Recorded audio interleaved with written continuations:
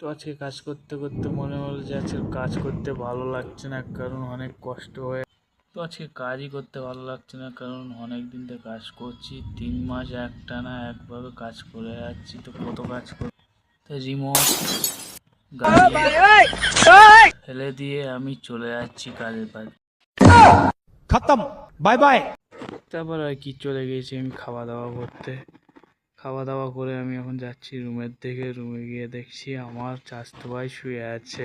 তারপর আর কি, ওর পাশে গিয়ে আমিও হালকা করে ঘোরাঘুরি। 3 ঘন্টা পরে 3 ঘন্টা পরে একটা ঘুম মেরে আমি চলে এলাম গা ধুতে। গা ধুতে এসে দেখি কত বড় একটা কেরাম দাঁড়িয়ে আছে।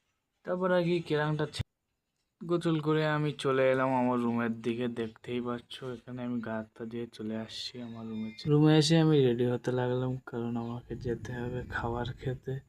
তারপরে আমার কম্বল কাঁথায় একটু ঝেড়ে নিলাম, কারণ এইগুলো কেচড়া হয়ে গেছে, ধুলোমুলো ভর্তি হয়ে গেছে, তাই হালকা। তারপরে কি আমি রেডি হতে লাগলাম, যাবো এখন খেতে। তো চলো যাই আমরা খেতে। তারপরে এই মদের বোতলটা না মানে আর কি নিয়ে চলে গেলাম আমি খেতে। তারপর আর কি আমি চলে গিয়ে খাওয়া দাওয়া শুরু করে দিলাম।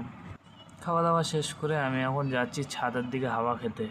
ছাদে আসার পরে দেখতে পাচ্ছ, এখানে আমি হাওয়া খেতে এসেছি। খুবই সুন্দর লাগছে হাওয়া খেতে, আহ কি আরাম।